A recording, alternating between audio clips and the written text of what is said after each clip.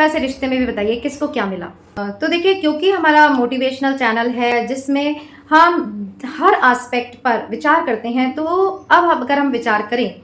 कि डेस्टिनी में ऐसा होना तय होता है कि केतन के साथ ऐसा ही होना था, केतन का मर्डर होना था और सिया जो है उसे जेल जाना था, अपने घर और घर वालों की बदनामी का कारण बनना था, तो फिर इस पॉइंट पर आकर हमें ये ज़रूर विचार करना चाहिए कि हम हमारे कर्मास को सही तरीके से करें, क्योंकि जब एक बार हम कर्म कर देते हैं फिर हमारा कोई कंट्रोल नहीं होता। फिर आपको वैसी ही डेस्टिनी फील्ड दी जाती है कि जहां अलग अलग लोगों में वही फीड होता है कि हमें क्या करना है। रही थी सिया ने क्या देखा नहीं होगा कि सोनम का क्या हाल हुआ होगा, कितने लोगों ने, पूरे देश भर ने उसको कितना उल्टा सीधा बोला होगा, उसके माता पिता को कोसा होगा, उसके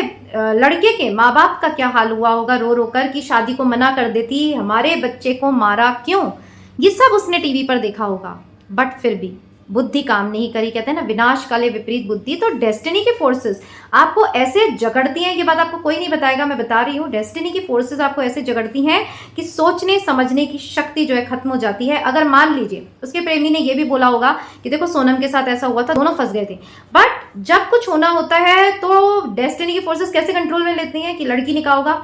अरे उसने ये गलती की थी, हम ऐसी गलती नहीं करेंगे, वो पकड़ी गई थी, हम नहीं पकड़े जाएंगे। और तभी ऐसे हादसे होते हैं जो कि सोचते समझते सभी सर्कमस्टेंसेस को ध्यान में रखते हुए, कंक्लूजन्स को सोचते हुए लिए जाते हैं कि हम ऐसा कर देंगे तो हमारा कोई कुछ नहीं बिगाड़ सकता, और यही वो गलती होती है और इसी की सजा एंड में दोनों परिवारों को मिलती है। तो देखिए फ्रेंड्स, जब ऐसे केसेस होते हैं तो ज़रूर समाज को और पेरेंट्स को यहाँ अब भी अगर हम सोच लेना तो फिर ये जो ऐसी घटनाएं हैं जो आगे भी होने के चांसेस हैं उनको हम रोक सकते हैं। उसके लिए हमें अपने बच्चों को आज़ादी देनी होगी, उन पर दबाव नहीं बनाना होगा, स्टेटस का रोना धोना नहीं उनके सामने लाइए, ये उनकी ज़िंदगी है, उन्हें किसके साथ जीना है। अब ये देखिए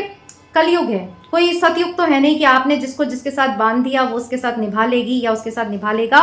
आज के युग में जो जिसके साथ रहना चाहता है उसकी वहाँ शादी करना ही उचित है। अगर आप बच्चों में ऐसा दबाव बनाएंगे तो ये सिया और सोनम एक नहीं दो नहीं, थोड़े थोड़े दिन में लड़कियों से हमारा मिलना होता रहेगा, और थोड़े थोड़े दिन में किसी न किसी के घर के चिराग यूं ही बुझते जाएंगे। तो जिम्मेदारी पेरेंट्स की यहाँ सबसे बड़ी है कि समाज से पहले अपने बच्चों का सोचिए। आप ही हैं, सिर्फ और सिर्फ आप ही हैं जो आपके बच्चों का अच्छा सोच सकते हैं, और सिर्फ आप ही हैं जो सिया और सोनम को इस रास्ते पर चलने से रोक सकते हैं।